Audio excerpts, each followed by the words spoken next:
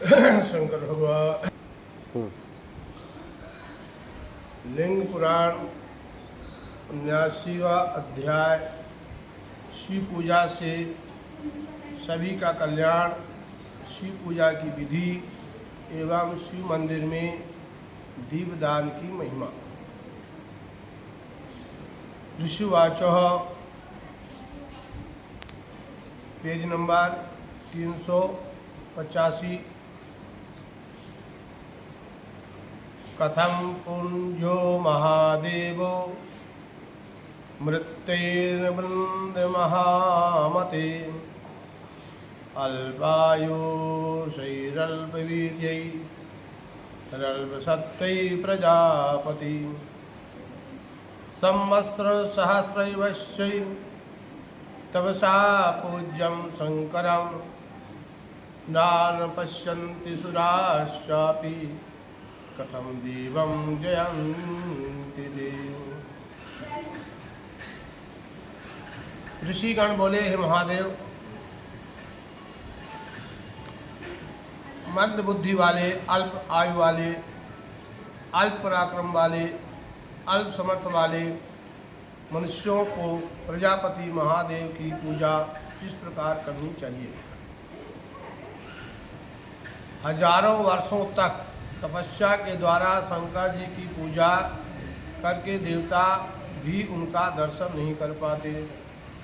हजारों वर्ष करें तो भी भगवान शंकर का दर्शन नहीं हो पाता है, तो फिर वे मनुष्य भगवान शिव का पूजा कैसे करें। तब सूत जी समझाते हैं, बोलते हैं, हे श्रेष्ठ मुनियों, आप लोगों ने यथार्थ बात कही। श्रद्धा पूर्वक शिव जी का पूजन करने पर उनका दर्शन हो जाता है। श्रद्धा के साथ, भक्ति के साथ, प्रेम के साथ, विश्वास के साथ। और जो ब्राह्मणों, भक्तिहीन लोगों को द्वारा भी पूजित होकर वे भगवान उनके भाव को अनुरूप फल प्रदान करने वाले कहे गए हैं। जो भक्तिहीन है, भक्ति नहीं कर पाता है, फिर भी यदि भगवान की पूजा कर ले तो भगवान उनको फल देते हैं। हे द्विजो, अक्षादिष्ट अधम ब्राह्मण शिव जी की पूजा करके पिशाच लोक को जाता है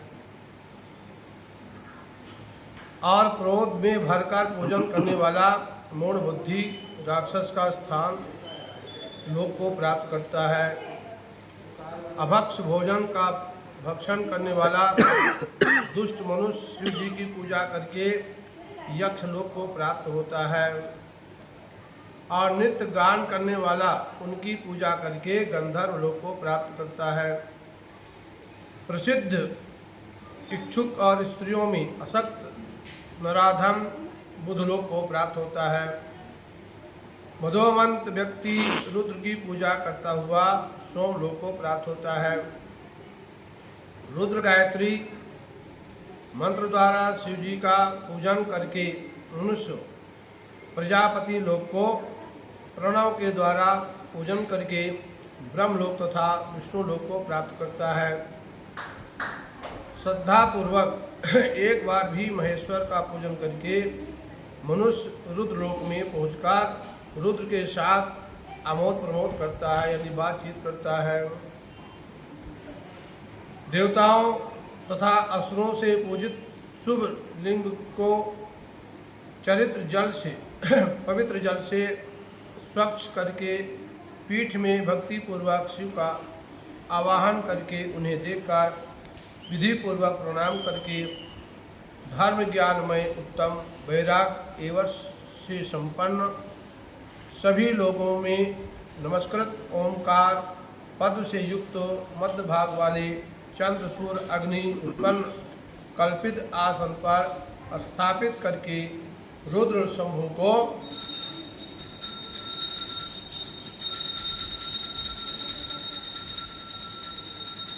पैर पद्म यानी पैर धोए, आचमन कराए, अर्घ दे, हाथ धुलाए और उन्हें दिव्य जलों से स्नान कराना चाहिए।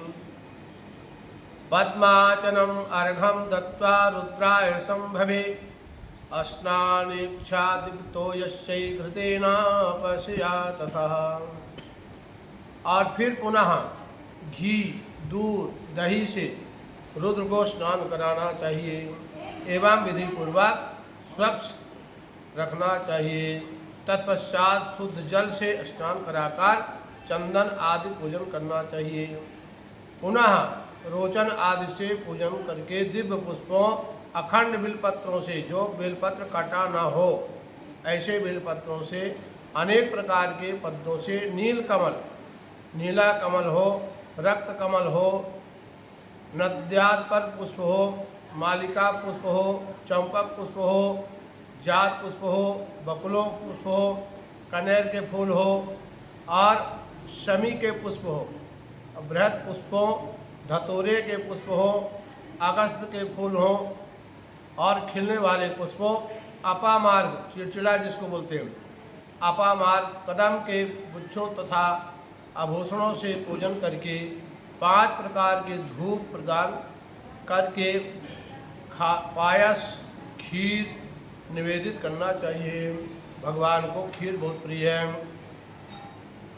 तदंतर दधि मिश्रित, दही में मिश्री मिलाकर भात, मधु घृत मिला हुआ भात, पका हुआ अन्न, मूंग का पका हुआ अन्न, यह 6 प्रकार के अन्न निवेदित करे अथवा 5 प्रकार के घृत मिश्रित अन्न निवेदित करे अथवा केवल 1 आढ़त 4 प्रस्त शुद्ध चावल पकाए उसे निवेदन करे। अंत में प्रदक्षिणा करके बार बार नमस्कार करके देवता ईशान की स्तुति करके पुनः शंकर जी की विधिवत पूजा करके ईशान तत्पुरुषाय अघोर महावामदेव सद्योजात मंत्रों का जाप करते हुए 5 मंत्रों से शिव जी की पूजा करें। इस विधि से पूजा करने पर देव महेश्वर प्रसन्न होते हैं।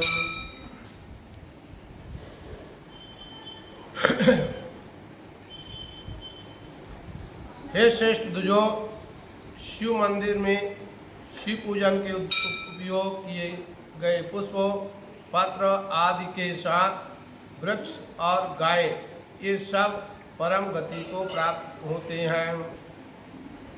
जो एक बार भी शिव, रुद्र, सर्व, भाव आदि की पूजा करता है वह पुनर्जन्म नहीं होता है, शिवायुच्च प्राप्त कर लेता है, यानी शंकर भगवान के स्थान को प्राप्त कर लेता है। एक बार अथवा प्रसंगवश भी पूजित परमेश्वर भाव उमापति का दर्शन करके मनुष्य सभी पापों से मुक्त हो जाते हैं।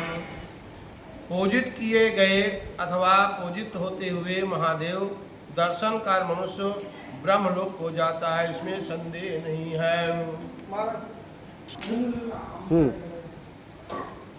श्रुत्वानुमोदते